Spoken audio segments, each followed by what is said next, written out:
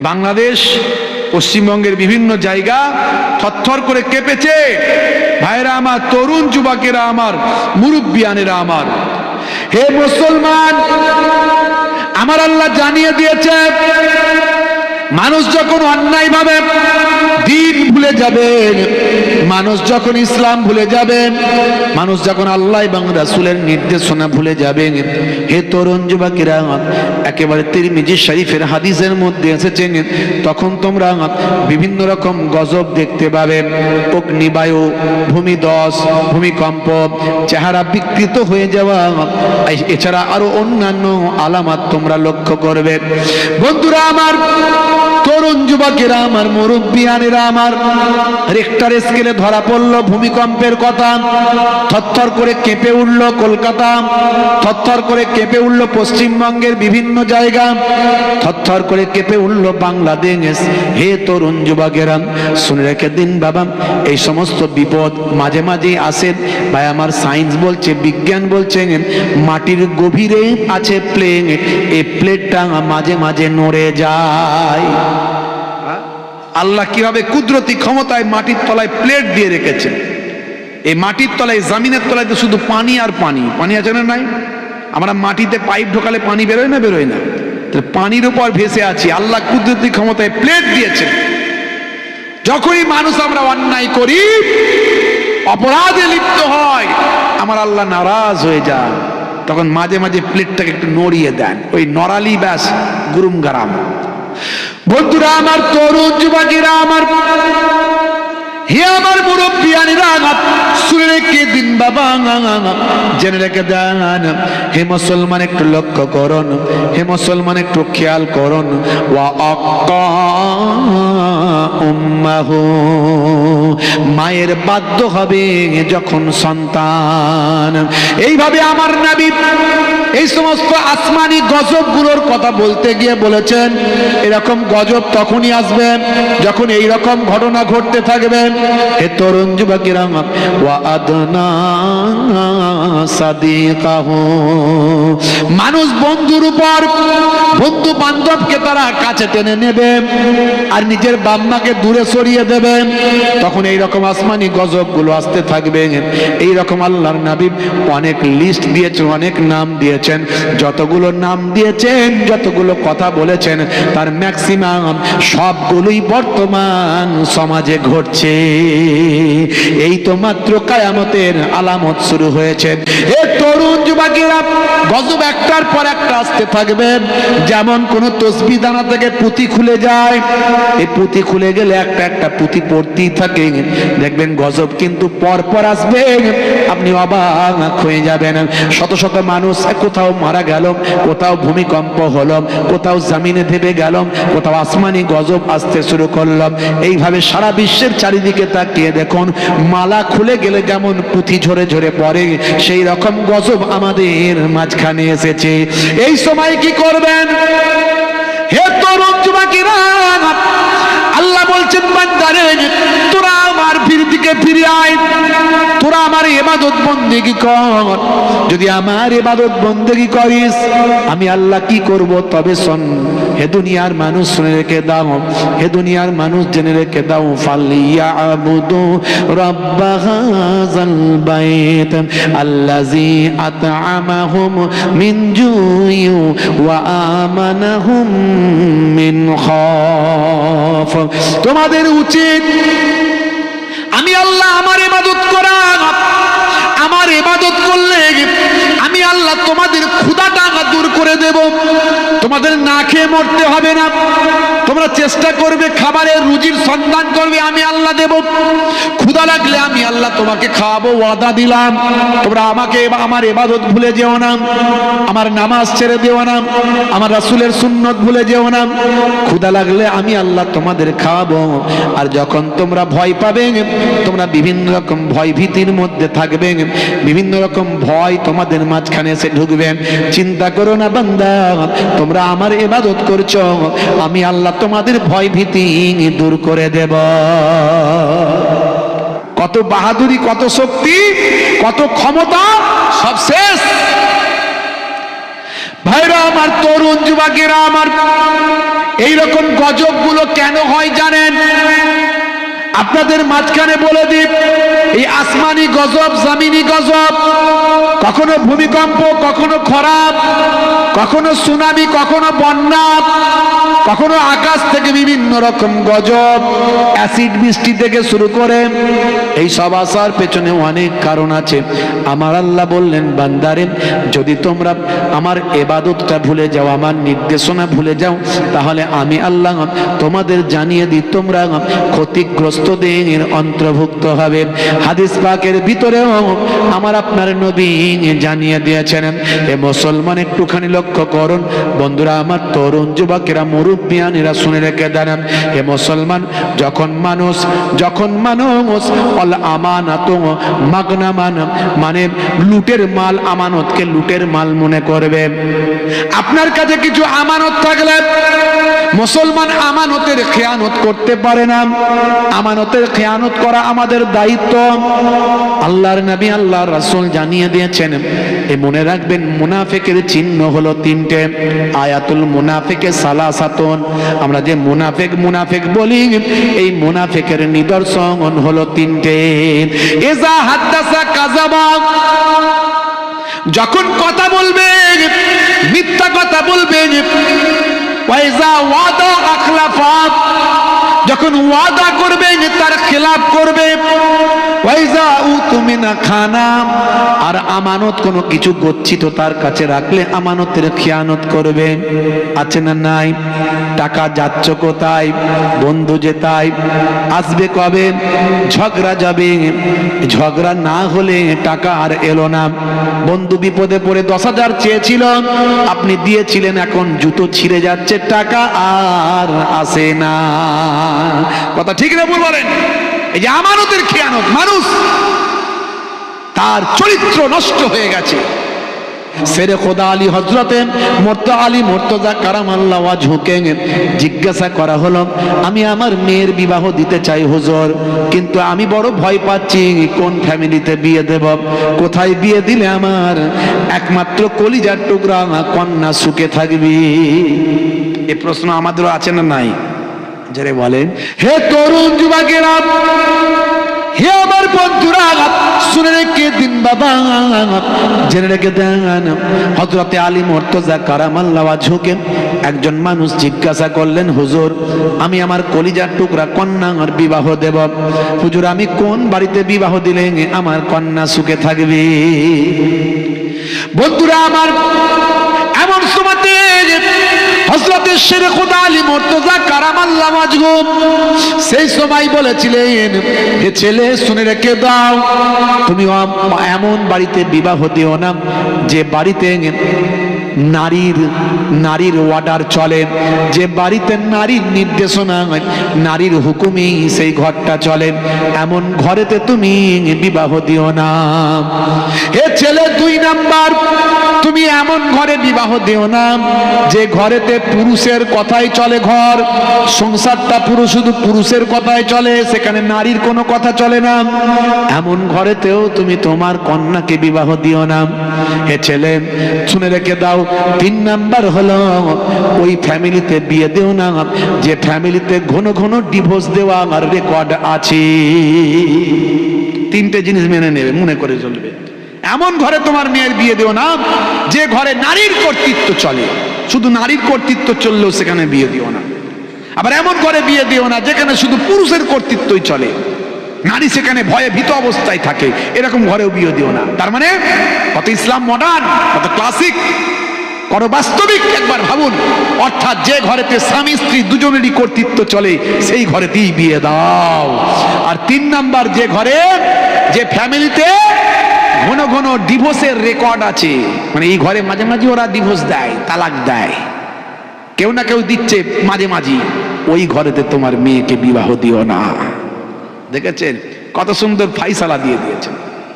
হে তরুণ যুবকেরা, ইসলাম নিয়ে যত আপনি গবেষণা করবেন, ইসলামের প্রেমিক হয়ে যাবেন, 1450 বছর আগে আমার আল্লাহ বললেন, হে দুনিয়ার মানুষ শুনে রেখে দাও, তোমাদেরকে আমি আল্লাহ আমার ইবাদত করার জন্য পাঠিয়েছি। মা খলাকতুল জিন্না ওয়াল ইনসা ইল্লা লিয়াবুদুন। শুনে রেখে দাও, তোমাদেরকে আমার ইবাদতের জন্যই সৃষ্টি করেছি। কিন্তু ভুল ব্যাখ্যা করবেন না হে দুনিয়ার মানুষ। আমরা মনে করি ইবাদত মানে শুধু নামাজ, ইবাদত মানে শুধু রোজা, ইবাদত মানে শুধু হজ যাকাত, ইবাদত মানে শুধু তেলাওয়াত। এগুলো তো নিশ্চয়ই ইবাদত, তবে মনে রাখবেন আরো অনেক ইবাদত যেগুলো হয়তো আমরা ইবাদত বলে মনে করছি না। রাস্তা দিয়ে যাচ্ছেন, পেরেক পড়ে আছে, কাঁচ ভাঙা পড়ে আছে, ভাই আমার সাইড করে দিলেন, সরিয়ে দিলেন, আপনার ছোট্ট একটা ইবাদত হলো। এই ইবাদতটা করার জন্য আল্লাহ রাব্বুল আলামিন বড় খুশি হয়ে যেতে পারেন, আপনার জীবন জিন্দেগিটা পরিবর্তন হতে পারে। ইয়া আবাজার লা তাকরান্নাল মারুফা সাইয়্যাত। হে বাবা আবুজার, তোমার জীবনে তোমার জিন্দেগিতে এমন ছোট ছোট নেক কাজ আছে বাবা আবুজার, যেগুলো দেখতে অতি ছোট ক্ষুদ্র মনে হয়, কিন্তু ছোট ক্ষুদ্র মনে হলেও ওই নেক কাজ ভালো কাজগুলোর এত মর্যাদা, এত সম্মান। আমি আল্লাহর দরবারে ওই ছোট নেক কাজ ভালো কাজগুলোর জন্য আমার আল্লাহ তোমার জীবন জিন্দেগিকে রহমতের দরিয়া বর্ষণ করে দেবেন। রাস্তা দিয়ে যাচ্ছেন, একজন এতিম বাচ্চা আসছে, তার বাপ নাই, তার মা নাই, দুঃখ দুর্দশা আর সীমা পরিসীমা নাই। যতই সবাই থাকুক, কিন্তু বাপ না থাকলে সন্তানের যে কি হয় সেটা যার বাপ নাই সে জানে। আর মায়ের তুলনা পৃথিবীর জমিনে হবে না। লোকে বলে যার মা নাই তার গা নাই। যতই সবাই থাকুক, মা যার চলে গেছে সে জানে মায়ের অভাবটা কি। আহারে, এর জন্য আমার আপনার নবী সাহাবী জিজ্ঞাসা করেছিলেন, ইয়া রাসূলুল্লাহ হাবিবাল্লাহ, ইয়া রাসূলুল্লাহ হাবিবাল্লাহ, আমি কার সেবা করব? আল্লাহর নবী বললেন, তোমার মায়ের সেবা করো। সুম্মা কল, আল্লাহর নবীকে সাহাবী বললেন, তো তারপরে কার? আল্লাহর নবী বললেন, কলা উম্মুক, তোমার মা। আল্লাহর নবীকে আবার সাহাবী বললেন, সুম্মা মান, তারপর কার? ইয়া রাসূলুল্লাহ। আল্লাহর নবী তৃতীয়বার আবার বললেন, কলা উম্মুক, তোমার মা। চতুর্থবার যখন সাহাবী বললেন, হুজুর তারপরে কার? এবার আল্লাহর নবী বললেন, কলা আবুক, তোমার পিতা। তিনবার আমার নবী মায়ের কথা বললেন। আসলে পৃথিবীতে মায়েরা সন্তানের জন্য যে কষ্ট করে পৃথিবীর কোনো বাপেরাও সেটা করে না। হে তরুণ যুবকেরা, হে আমার বন্ধুরা, আল্লাহর নবী আল্লাহ রাসূলকে সাহাবী বললেন, ইয়া রাসূলুল্লাহ হাবিবাল্লাহ, আমি আমার মাকে পিঠে করে নিয়ে, কাঁধে করে নিয়ে আল্লাহর কাবা ঘর তওয়াফ করেছি। আল্লাহর কাবা ঘরটা তওয়াফ করেছি আমি আমার মাকে পিঠে করে, কাঁধে করে নিয়ে। সাহাবী বললেন, ইয়া রাসূলুল্লাহ হাবিবাল্লাহ, আমি কি আমার মায়ের হকটা আদা করতে পেরেছি? আল্লাহর নবী বললেন, সাহাবী রে, শুনে রেখে দাও, জেনে রেখে দাও, তুমি তোমার মাকে পিঠে করে নিয়ে আল্লাহর কাবা ঘর তওয়াফ করেছো, কিন্তু মনে রাখবে তুমি তোমার মায়ের এক ঘট দুগ্ধ পান করার হকটাও আদা করতে পারো না। সেই মা, কি সম্মান মায়ের! মায়ের পায়ের তলায় সন্তানের জান্নাত।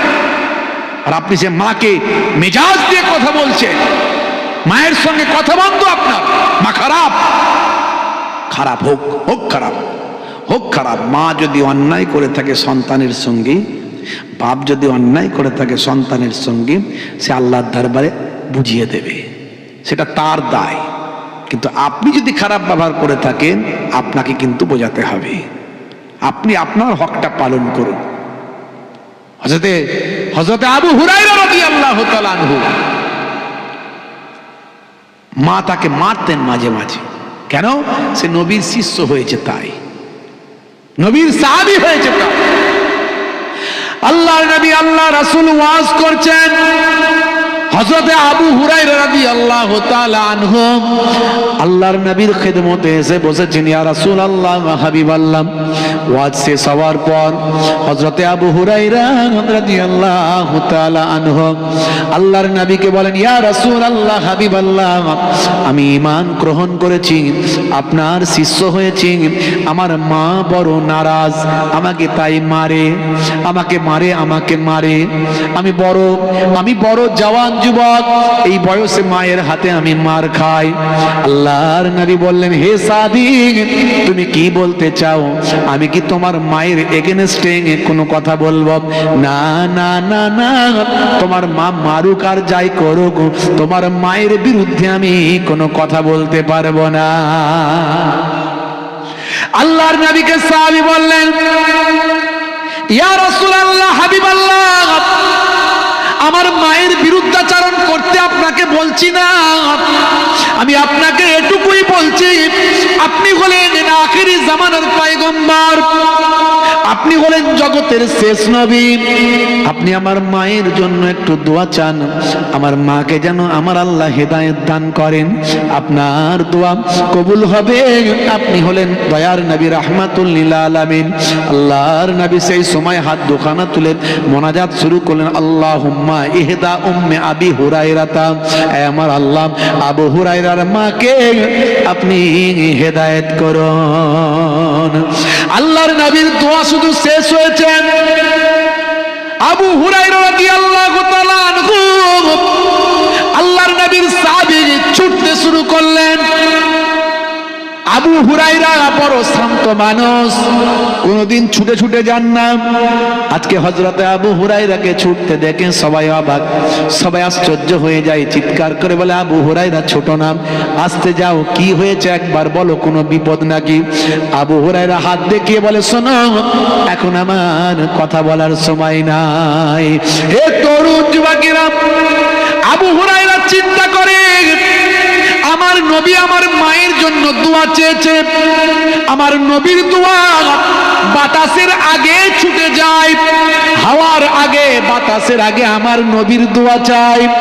এটা আমি জানি, আজকে আমি পরীক্ষা করতে চাই, আমার মায়ের দোয়া বাড়িতে আগে পৌঁছায়, আমার নবীর দোয়া মায়ের জন্য বাড়িতে আগে যায় না, আমি আবু হুরায়রা ছুটে আগে যাই।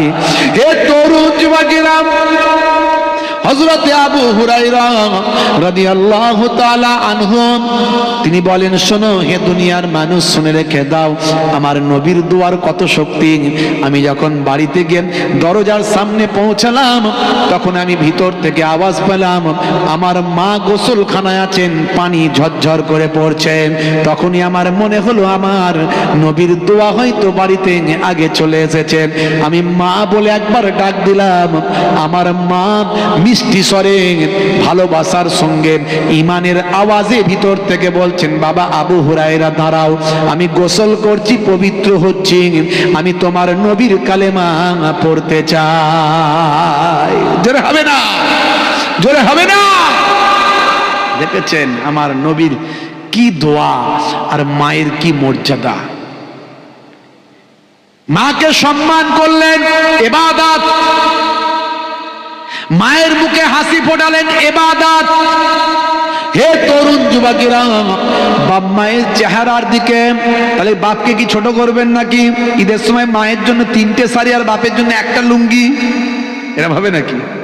না না না, বাপ মায়ের মর্যাদার যেমন ইসলাম দিয়েছে যদি মানেন, কাউকে ছোট করা হয় না। নবী বলেছেন, তোমার বাপ আর মা যদি একসঙ্গে তোমাকে ডাকে, বাবা আব্দুল জব্বার, বাবা সলিমউদ্দিন, হ্যাঁ, একসঙ্গে দুজন ডেকে দিয়েছে, তুমি কার ডাকে সাড়া দেবে? তাহলে ওই ঘটনা অনুযায়ী মায়ের ডাকে আগে সাড়া দিতে হবে? না না না, নবী বলেন, তুমি তোমার বাপের ডাকে আগে সাড়া দাও, কারণ তোমার বাপ হলেন তোমার এবং তোমার মায়ের গার্জেন। দেখেছেন ইসলামে বাপের সম্মান। বন্ধুরা আমার, তরুণ যুবকেরা আমার, হে আমার মুরব্বিয়ানিরা, আল্লাহর নবী বলেন, যদি কোনো নেক সন্তান তার বাপের আর মায়ের চেহারার দিকে একবার শ্রদ্ধার সঙ্গে সম্মানের সঙ্গে একবার তাকায়, মনে মনে করে আহারে এটা হলো আমার আব্বাজান, হায়াতে আছেন তাই দেখতে পাই, দুনিয়া ছেড়ে বিদায় নিলে আর দেখতে পাবো না, আমার আল্লাহ আব্বার হায়াত তুমি দারাজ করে দাও, আমার মায়ের হায়াত তুমি দারাজ করে দাও। যদি কোনো সন্তান সন্ততি তার পিতামাতার চেহারার দিকে শ্রদ্ধার নজরে একবার দেখান, একবার তাকায়, আল্লাহর নবী বলেন ফিকুল্লে নাজারাতিন, প্রত্যেকটা দৃষ্টির বিনিময়ে এক একটা কবুল করা নফল হজের সওয়াব ওই সন্তানের নামাজ আমলে আল্লাহ লিখে দেয়। সাহাবী জিজ্ঞাসা করলেন, ইয়া রাসূলুল্লাহ, হাবিবাল্লাহ, যদি কোনো সন্তান সন্ততি 100 বার তাকায়, একবার করে মাথাটা নিচু করলো আর একবার করে তাকালো, একবার করে নিচু করলো আর একবার করে তাকালো, এইভাবে যদি 100 বার তাকায়, আল্লাহর নবী বললেন, হে সাহাবী শুনে রেখে দাও, আমার আল্লাহর রহমতের ধন ভাণ্ডারে কোনো আমলের কমি নাই, কোনো সওয়াবের কমি নাই। 100 বার যদি বাপ মায়ের চেহারার দিকে শ্রদ্ধার নজরে সন্তান তাকায়, আমার আল্লাহ ওই সন্তানের নামাজ আমলে 100টা কবুল করা নফল হজের সওয়াব লিপিবদ্ধ করে দেয়। দেখেছেন কথাগুলো কি খারাপ মনে হচ্ছে?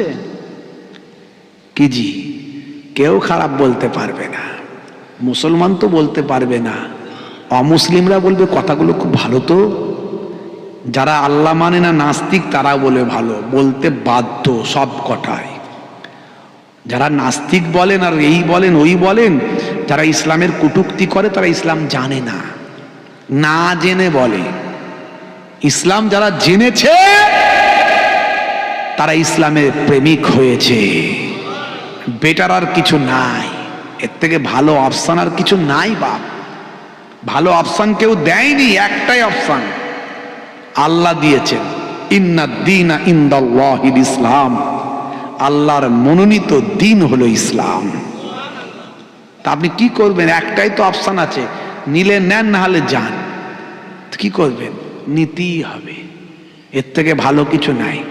আপনাকে সুন্দর গাইডলাইন দিয়েছে, নিলে পাবেন অনেক অফার, নিলে পাবেন অনেক পুরস্কার, আর যদি না নেন পথভ্রান্ত, পথ হারা, কোনো গাইডার নাই, কোনো মালিক নাই, কোনো স্রষ্টা আপনার নাই, কোনো রুলস নাই, কোনো আইন নাই, যা ইচ্ছা তাই, যেভাবে খুশি সেভাবে।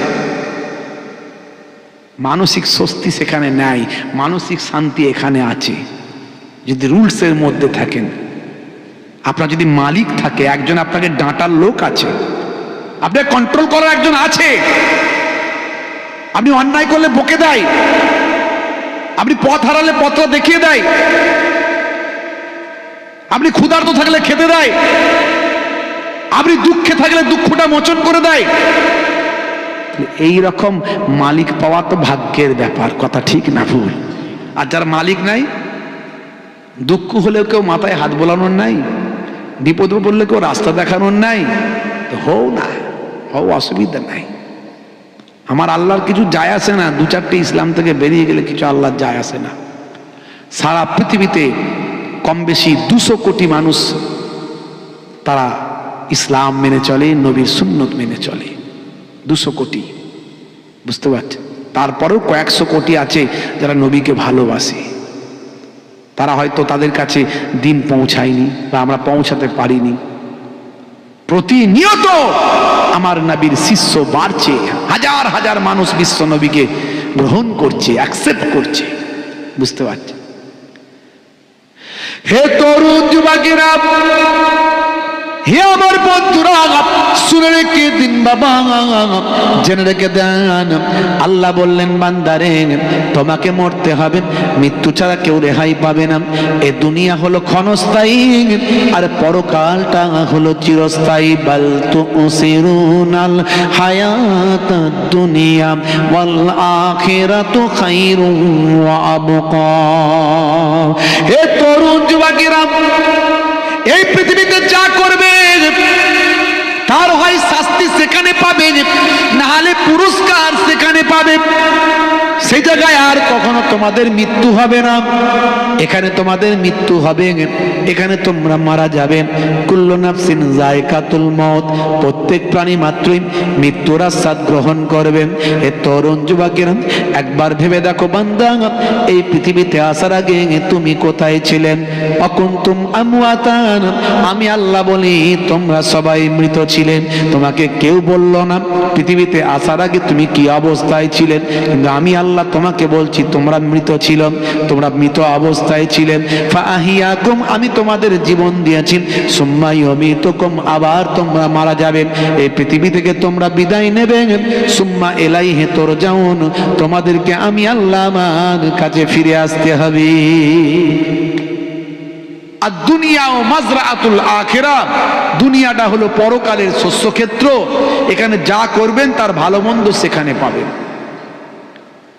আল্লাহ বলছেন বান্দারে, পৃথিবীতে তোমাকে, হে মানুষ, তোমাকে আমি শ্রেষ্ঠত্ব দান করেছি।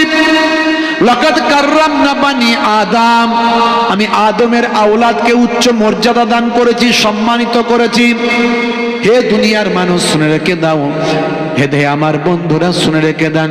খলাকাল ইনসানা মিন আলাক, আমি তোমাকে এক কাতরা নাপাক পানি থেকে সৃষ্টি করেছি। ওই নাপাক পানি শুক্রাণু আর ডিম্বাণু, যেটা শরীর থেকে বের হলে গোসল করা ফরজ হয়, গোসল না করলে অজু হয় না, আর অজু না হলে নামাজ হয় না, কোরআন ছোঁয়া যায় না। এ তরুণ যুবকেরা, সেই এক কাতরা নাপাক পানি মাতৃগর্ভে, মায়ের মাতৃগর্ভে আমি আল্লাহ রেখে সেখান থেকে আমি আল্লাহ জমাট বাঁধা রক্ত পিণ্ডতে পরিণত করেছি। সুম্মা কানা আলাকাতান ফাখালাকা ফাসাওয়া। হে তরুণ যুবকেরা, আল্লাহ বলেন বান্দারে, একটা নির্দিষ্ট সময় যাবার পরে ওই জমাট বাঁধা রক্ত পিণ্ডটাকে আস্তে আস্তে গোস্তের টুকরোতে কনভার্ট করেছি, গোস্তের টুকরোতে পরিবর্তন করেছি।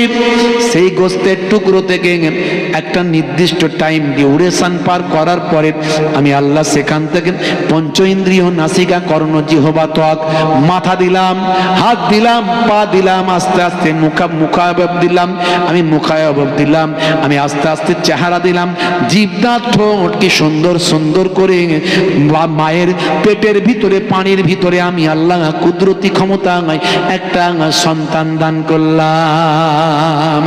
এবার সেই মায়ের পেটের ভিতরে ফারিস্তা পাঠিয়ে আমি আল্লাহ সেই সন্তানের ভিতরে রুহুটা দিয়ে দিলাম। কত সুন্দর করে সৃষ্টি করেছি।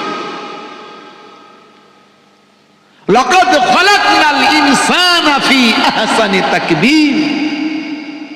আল্লাহ রাব্বুল আলামিন কোরআন মাজিদে বলছেন, আমি মানুষকে সর্বাপেক্ষা সুন্দর করে সৃষ্টি করেছি। হে মানুষ, তোমার জন্য আকাশকে ছাদ বানিয়েছি। আল্লাহ বলছেন জমিনকে তোমার জন্য বিছানা বানিয়েছি। আকাশের দিনের বেলা সূর্য দিয়ে তোমাদের কাজকর্মের সুবিধা বানিয়েছি। রাতের বেলা তোমাদের জন্য চন্দ্র দিয়েছি, মৃদু আলো দিয়ে তোমাদের সুবিধা করেছি। আকাশকে রাতের বেলা লক্ষ কোটি তারকাতে সাজিয়ে দিয়েছি। আর তোমাদের সুখের জন্য আমি আল্লাহ তোমাদের জোড়ায় জোড়ায় সৃষ্টি করেছি। ওয়া খালাকনাকুম আজওয়াজা। হে তরুণ যুবকেরা, তোমাদের মধ্যে থেকে আমি আল্লাহ বংশ বিস্তার করেছি, তোমাদের জোড়ায় জোড়ায় সৃষ্টি করে তোমাদের থেকে সন্তান সন্ততি দান করেছি।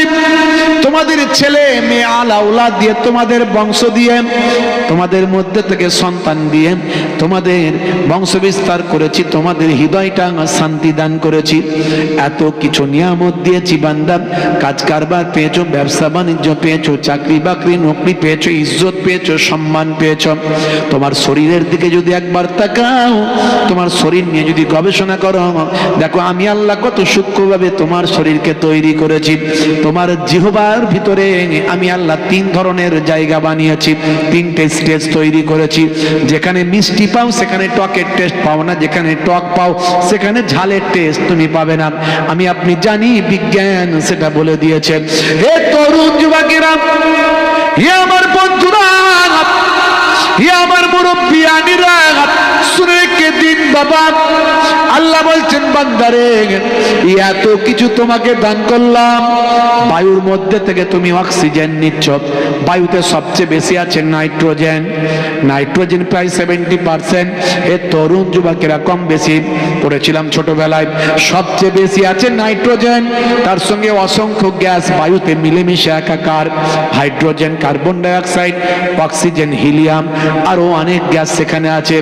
সবচেয়ে বেশি গ্যাস নাইট্রোজেন বায়ুতে বেশি আছে, সেটাই তো আমাদের নাকে ঢোকার কথা, কিন্তু আমার আল্লাহ কুদরতি ফিল্টার দিয়ে নাইট্রোজেন আমাদের শরীরে ঢুকলে আমরা ধ্বংস হয়ে যাব, মারা যাব, তাই আমাদেরকে বাঁচানোর জন্য নাইট্রোজেনকে সাইডে সরিয়ে দিয়ে আমার আল্লাহ কুদরতি ফিল্টার অক্সিজেন নাকে ঢোকা। এত কিছু নিয়ামত দিয়েছি, ওরে বান্দা শুনে রেখে দাও, কাজ কারবার, ব্যবসা বাণিজ্য, সন্তান সন্ততি, ছেলে মেয়ে, বিবি বাচ্চা, আওলাদ, ইয়া আইয়ুহাল্লাযীনা আমানু লা তুলহিকুম আমওয়ালুকুম ওয়ালা আওলাদুকুম আন যিকরিল্লাহ ওয়া মান ইয়াফআল যালিকা ফাউলাইকা হুমুল খাসিরুন।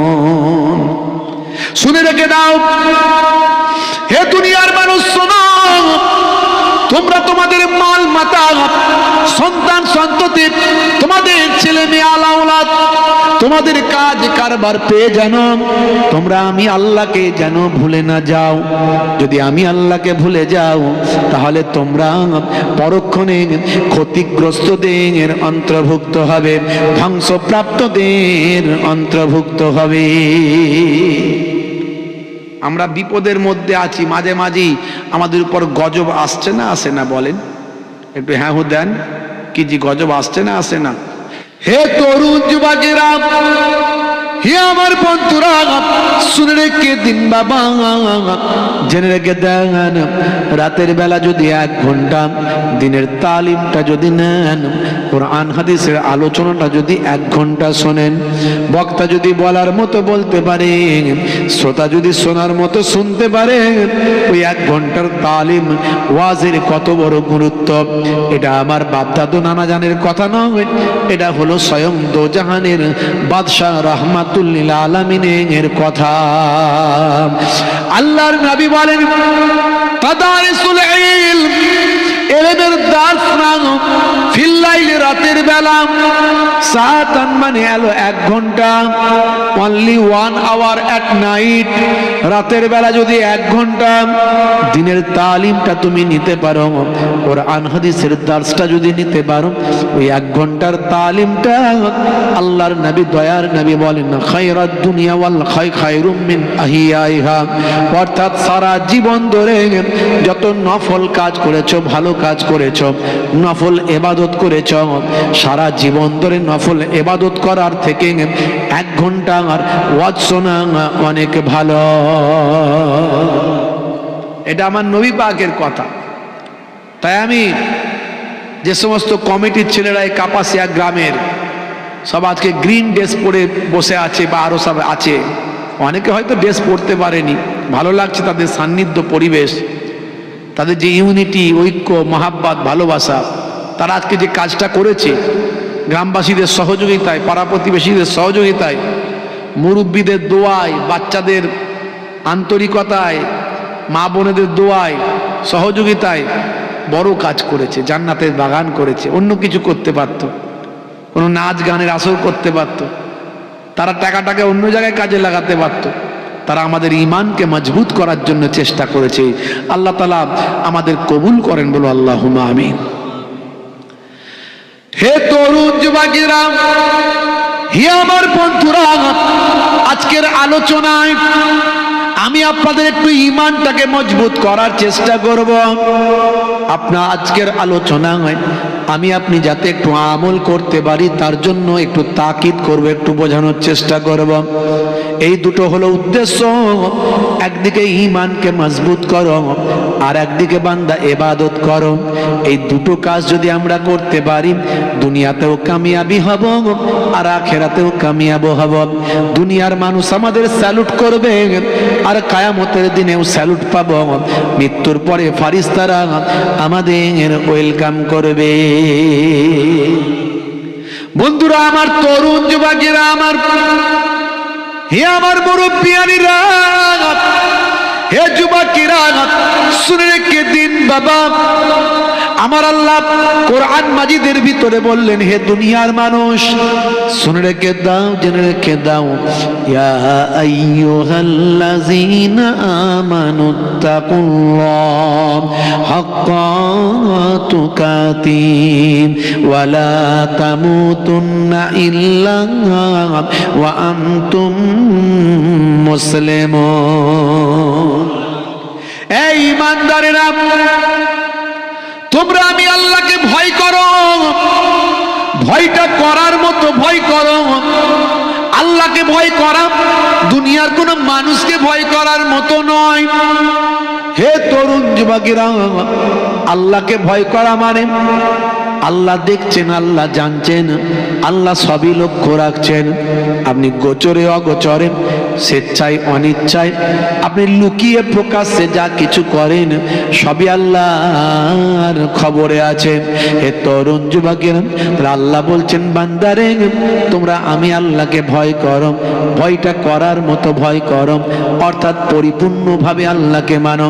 যা কিছু করছো সব আল্লাহর এখতিয়ারের ভিতরে আছেন।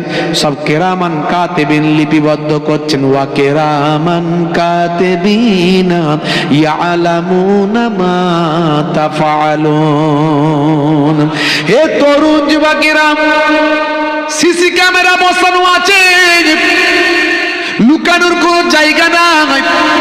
এটা যদি আপনার বিশ্বাস হয়, আমি ঘরের ভিতরে দরজা বন্ধ করে অন্যায় করব, অন্ধকারে করব, তারপরে আপনি যদি ভাবেন কেউ দেখতে পায় না, কিন্তু জানছেন একমাত্র আমার আল্লাহ, ফারিস্তারা লিপিবদ্ধ করছেন। এই ভয় যদি আপনার ভিতরে আসে যে আমি দরজা বন্ধ করে অন্যায় কাজ করলে কেউ বুঝতে না পারলেও আমার আল্লাহ জানেন। দরওয়াজে বন্ধ করকে গুনাহ কেউ করতা হে, दरवाजे बंद करके गुनाह क्यों करता है, तन्हाई में देखने वाला अल्लाह है। বন্ধুরা আমার, আল্লাহ বলছেন যদি এই ভয়টা আমাকে করতে পারো, কোনো কিছু করার আগে তুমি বুঝতে পারো যে আমি এই অন্যায় কাজটা করছি, আমার আল্লাহর সার্কেলের মধ্যে আছি, সার্কেলের বাইরে নয়, আমার আল্লাহর সিগন্যালের মধ্যে আছি, সিগন্যালের বাইরে আমি যেতে পারবো না। আমার আল্লাহ জানছেন, আমার আল্লাহ লক্ষ্য রেখেছেন। এই ভয় যদি তোমার ভিতর আসে, তুমি যদি সে অন্যায় থেকে বাঁচতে পারো, তবেই তুমি সাচ্চা মুসলমান হতে পারবে। আল্লাহ বললেন, শুনে রেখে দাও, সবচেয়ে বেশি ভয় আমি আল্লাহকে ভালোবাসো, সবচেয়ে বেশি ভয়টা আমি আল্লাহকে করো। যদি আমাকে ভয় করার মতো ভয় করতে পারো, তবেই তোমরা সাচ্চা মুসলমান হবে। তাই আমার আল্লাহ বললেন, ওয়ালা তামুতুন্না ইল্লা ওয়া আনতুম মুসলিমুন। ততক্ষণ পর্যন্ত মরো না যতক্ষণ না সাচ্চা মুসলমান না হয়ে যাও। সাচ্চা মুসলমান হও। আধা মুসলমান হয়ে লাভ নাই, অর্ধেকটা মুসলমান, বুঝতে পারছেন? অর্ধেকটা মুসলমান হয়ে লাভ নাই, সাচ্চা মুসলমান হও। কেন সাচ্চা মুসলমান হবেন? কারণ মরতে আপনাকে হবে, মৃত্যু আপনার হবেই। তাহলে এত কিসের দৌড়দৌড়ি, কিসের লাপালাপি? আল্লাহ বলছেন সাচ্চা মুসলমান হতে। হে তরুণ যুবকেরা, হে আমার বন্ধুরা, সাচ্চা মুসলমান হলে আপনি মিথ্যা কথা বলতে পারবেন না। আমরা এখানে কেউ মিথ্যা কথা বলি নাকি? বলি না নিশ্চয়। এখানকার মানুষ সব সত্য কথা বলি। কি কথা ঠিক না ভুল? কি জি? হ্যাঁ, আছে মধ্যম গ্রামে, আছে মধ্যম গ্রামে। বলছে ভাই বলিস না, এখন মুর্শিদাবাদের মোর গ্রামে আছে মধ্যম গ্রামে। বলছে ভাই বলিস না, আমি এখন মুর্শিদাবাদের মোর গ্রামে। টাকা পাই, চেয়েছে, বলে অমুক দিনে আয়। কত অমুক দিনে ঘোরাবি রে ভাই, জুতো তো ছিঁড়ে গেল, টাকা আর পাওয়া গেল না। নামাজ ঠিকই পড়ে, জুম্মার দিনে যায়, ধার নিয়ে টাকা দেয় না। আছে না নাই? রাগ করবেন না। যদি আমি সাচ্চা মুসলমান হয়, আমানতের খেয়ানত করতে পারবো না। যদি আমি সাচ্চা মুসলমান হয়, ওজনে ঠকাতে পারবো না। যদি আমি সাচ্চা মুসলমান হই, আমার হাতের দ্বারা মুখের দ্বারা অপর ভাইকে কষ্ট দিতে পারবো না। আল মুসলিম মান সালিম আল মুসলিমুনা মিন লিসানিহি ওয়া ইয়াদিহি, আল্লাহর নবীর হাদিস। হে তরুণ যুবকেরা, যদি আপনি সাচ্চা মুসলমান হন, তাহলে ভাইয়ের হকটা নষ্ট করতে পারবেন না। যদি সাচ্চা মুসলমান হন, আপনার বোনের হক, পিতার সম্পত্তি থেকে বোনকে বঞ্চিত করতে পারবেন না। এখানে আমরা সব বোনের হক বঞ্চিত করি না ঠিকঠাক ভাবে। পিতার সম্পত্তি থেকে যা পাওয়া যায় ঠিকঠাক বোনকে আমরা বুঝিয়ে দিই। এখানকার মানুষজন খুব ভালো, মাশাআল্লাহ। কি কথা ঠিক তো নাকি? আমাদের ওদিকে মাঝে মাঝে আছে, বলে বোন বিরিয়ানি করে দাওয়াত করে খাওয়ায়, বোন বোনাইকে খাইয়ে দিয়ে বলে তোর ঘর আমার ঘর, আমার ঘর তোর ঘর। বুঝতে পারছেন? তোর তো সব আছে, বল আমার কি আছে? এটুকুই আছে। আর আমার মানে তো তোর। হ্যাঁ, তুই তো শ্বশুর বাড়িতে অনেক কিছু পেয়েছিস। হ্যাঁ, তো তুই এখানে যখন আসবি তোরই ঘর এটা থাকবে। তো বোন বল কি করবি? 5 লাখ দিচ্ছি, একটু সই মেরে দে না, কি হবে? তুই আর কি নিবি? এখন বোন দেখছে যে আমি ভাইয়ের সঙ্গে সম্পর্কটা নষ্ট করব, তো কি আর করা যাবে? দেবে না যখন বলছে, বোন মাথা নিচু করে টিপসই মেরে দিল, সিগনেচার করে দিল। 5 কোটি টাকার সম্পর্কই 5 লাখই মিটে গেল। আছে না নাই? এমন জায়গা আছে না নাই? অথচ 1450 বছর আগে আল্লাহর নবী জানিয়ে দিয়েছেন, না, বোনের হক নষ্ট করবে না। কোরআন মাজিদ। হে তরুণ যুবকেরা, হে আমার বন্ধুরা, শুনে রেখে দিন বাবা, জেনে রেখে দেন। এই জন্যে আমি বলি, Islam is a complete code of life. Islam হলো পরিপূর্ণ জীবন ব্যবস্থা। কমপ্লিট লাইফ আপনার পরিপূর্ণ জীবন ব্যবস্থা। হে তরুণ যুবকেরা, অল্প কয়েক মাস আগের কথা, জায়গাটার নাম হলো জম্মু কাশ্মীর। এই জম্মু কাশ্মীরে, হে তরুণ যুবকেরা, হে আমার মুরব্বিয়ানেরা, এই জম্মু কাশ্মীর হাইকোর্টের মহামান্য বিচারপতি, তার নাম হলো মিস্টার বিনোদ চ্যাটার্জি কৌর। তিনি একজন অমুসলিম হিন্দু ভাই। হে তরুণ যুবকেরা, তিনি একটা রায় দিয়েছেন। এই রায়টা হলো আল্লাহর কোরআনের রায়। পৃথিবীতে নিউজ হলো, নিউজটা আমি দেখলাম, আমি অবাক হয়ে গেলাম। কোরআন মাজিদ সার্চ করলাম, কোরআন মাজিদের ভিতরেও পেলাম। হে তরুণ যুবকেরা, আমাকে বড় আশ্চর্য মনে হলো। হাই রে হাই, হাই রে হাই, 1450 বছর আগে আল্লাহর কোরআন পৃথিবীতে এসেছে। আজও কোরআন মাজিদ বিজ্ঞান আর বাস্তবতায় পরিণত হয়েছে। আজও জম্মু কাশ্মীর হাইকোর্টের প্রধান বিচারপতি রায়টা আল্লাহর কোরআন থেকে দেয়। হে তরুণ যুবকেরা, অল্প কিছুদিন আগের ঘটনা, একজন বাদী আর বিবাদী, দুইজন হলো ভাই বোন, যার বিরুদ্ধে অভিযোগ, তার নাম হলো আব্দুল গাফফার।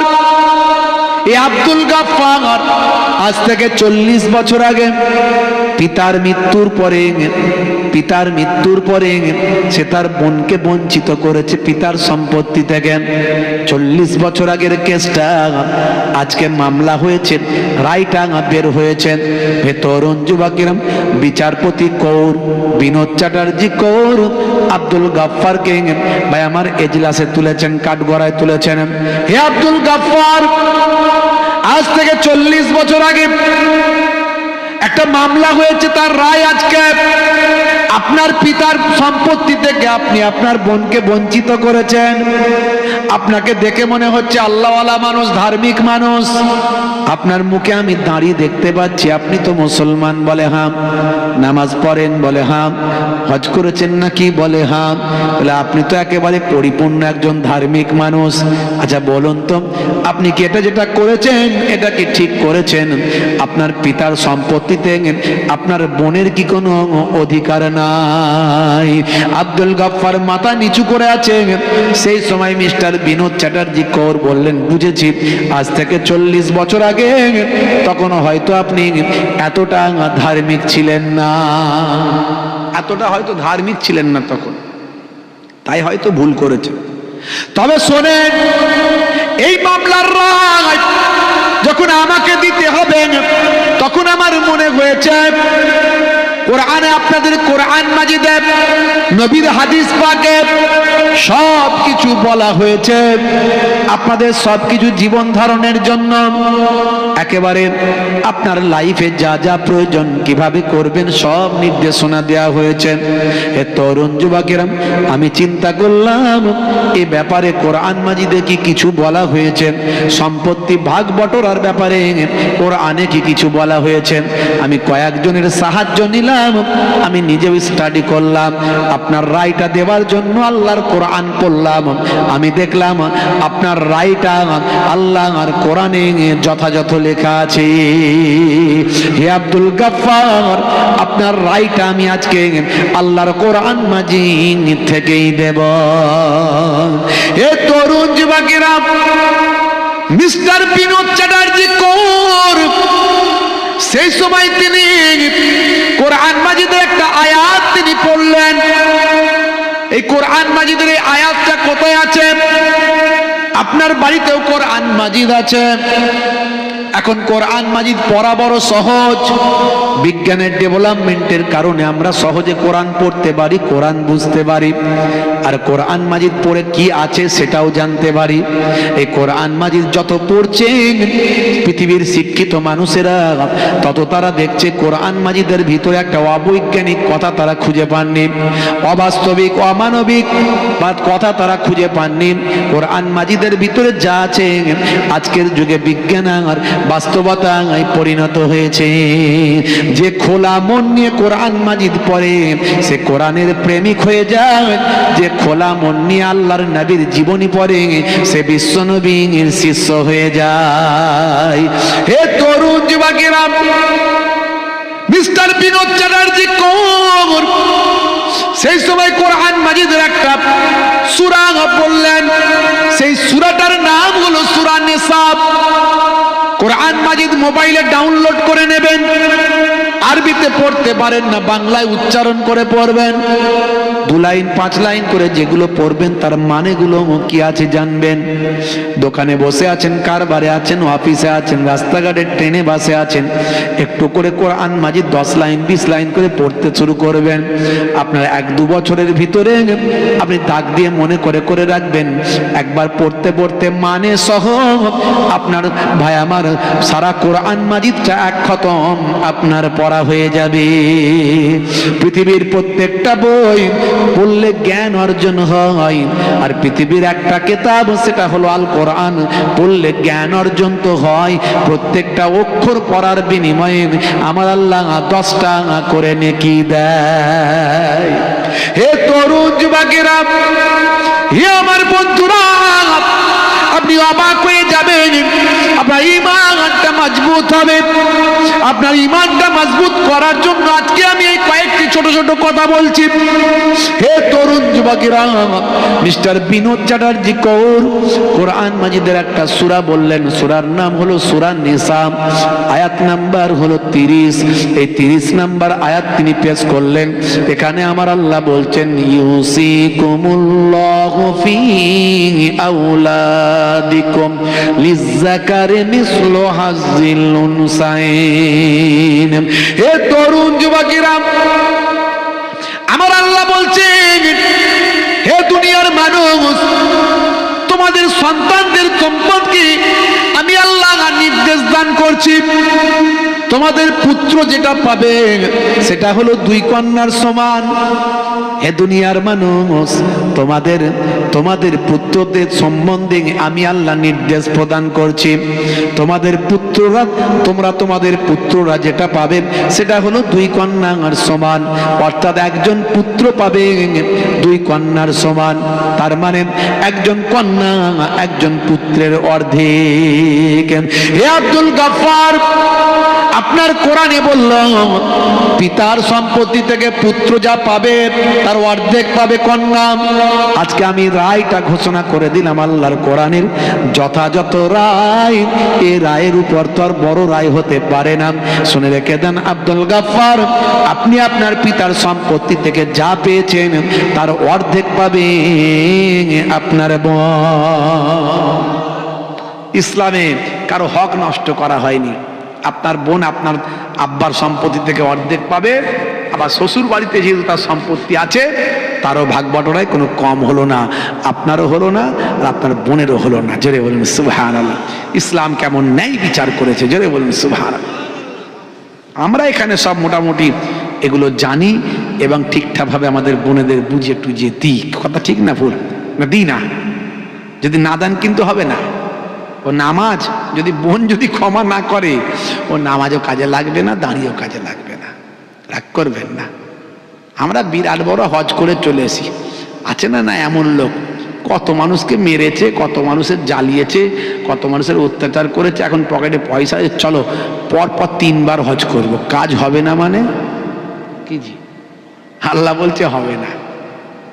আগে যাকে তুমি কষ্ট দিয়েছো হাক্কুল ইবাদ, বান্দার হক, এই বান্দার হকটা নষ্ট করেছো, তার কাছ থেকে আগে ক্ষমা নিতে হবে। সে যদি ক্ষমা দেয় তবে আল্লাহ ক্ষমা করবে। আল্লাহর হক নষ্ট করেছো, নামাজ ঠিক মতো পড়োনি, রোজা ঠিক মতো রাখোনি, আল্লাহর নির্দেশনা অমান্য করেছো, আল্লাহর কাছে কাঁদছো, আল্লাহকে আমি 20 বছর নামাজ পড়িনি আল্লাহ, এখন বুঝতে পেরেছি আল্লাহ নামাজ না পড়ে উপায় নাই, তোমার সঙ্গে সম্পর্ক তৈরি করতেই হবে, নাহলে বাঁচার কোনো রাস্তা নাই, তুমি ক্ষমা করে দাও আল্লাহ বলে কাঁদছেন, চোখ দিয়ে পানি ঝরছে। আমার আল্লাহ চাইলে 1 সেকেন্ডে আপনার 20 বছরের গুনাহকে ক্ষমা করতে পারে। কিন্তু আপনি সারা জীবন নামাজ পড়ছেন, কিন্তু আপনি বউকে মারছেন মাঝে মাঝে, বাপকে মারছেন মাঝে মাঝে, মাকে মারছেন মাঝে মাঝে, আর ভাষা খারাপ, সারা দেশের লোকের সঙ্গে আপনার শত্রুতা, সবাইকে গালাগালি করেন, সবাই আপনাকে ভয় পায়, সামনে যেতে ভয় লাগে, ওই ছেলে আসছে রে বাবা, কি বলবে, অসম্মান করে দেবে, আপনার কোনো ইবাদত কাজে লাগবে না।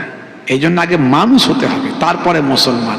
আমার মানুষই যদি না হতে পারি কিসের মুসলমান? মুহাম্মদ দরুদ সালাম, তুমি যে মনিব আমার, আমি যে গোলাম। আল্লাহুম্মা সাল্লি আলা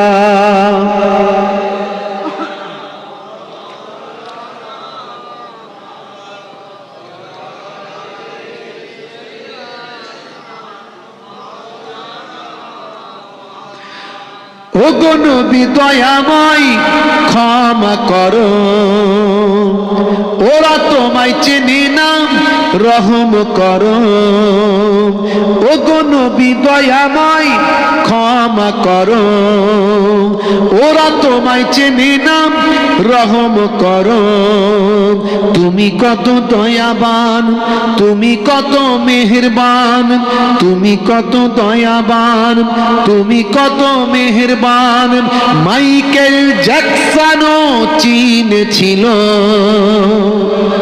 আইলাম মুহাম্মদ দরুদ সালাম, আইলাম মুহাম্মদ দরুদ সালাম, তুমি যে মনিব আমার, আমি যে গোলাম। আল্লাহুম্মা সাল্লি আলা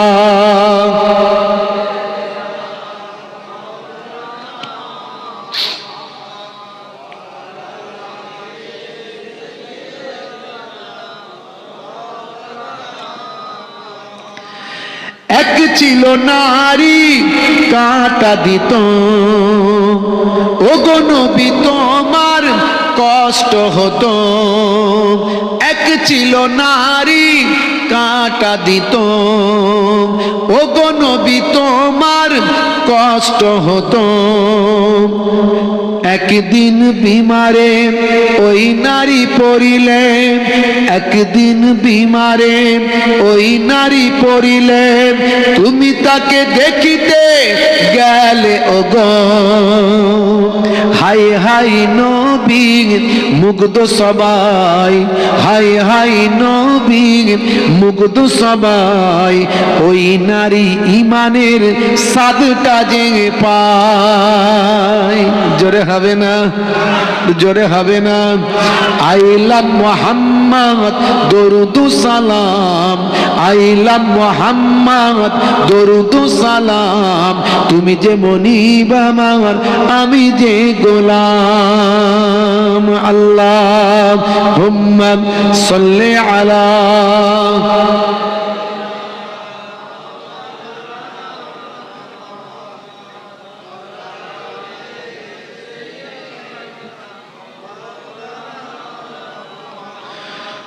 ও গো নবী আমারে কবুল করো, স্বপ্নেতে কখনো দেখা দিও। এই দোয়া শুধু আমার নয়, এই দোয়া আমাদের সবাইয়ের। কথা ঠিক না ভুল? যে একবার নবী পাককে স্বপ্নে দেখলো সে সত্য দেখলো, কারণ ইবলিস শয়তান আমার নবী পাকের চেহারা ধরতে পারে না।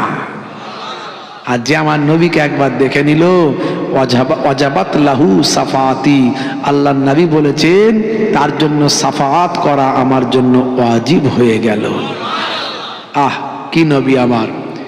ও গো নবী আমারে কবুল করো, স্বপ্নেতে কখনো দেখা দিও। কবরের ঘরে একবারে সব, কবরের ঘরে একবারে সব, কায়ামতে হুসাইনের চিনে নিও। আইলাম মুহাম্মদ দরুদু সালাম, আইলাম মুহাম্মদ দরুদু সালাম, তুমি যে মনিব আমার, আমি যে গোলাম, তুমি যে মনিব আমার, আমি যে গোলাম। আল্লাহুম্মা সাল্লি আলা। বান্দা নামাজ পড়ো,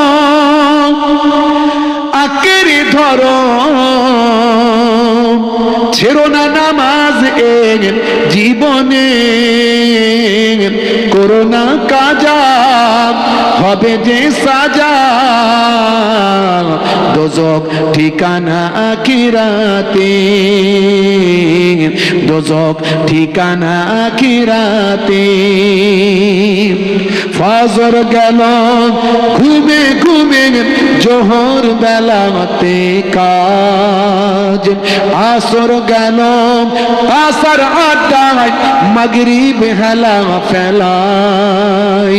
নামাজ তোমার সঙ্গের সাথী, নামাজ হলো গোরের বাতি, নামাজ বিনা এই দুনিয়ায় সবই যে বৃথা।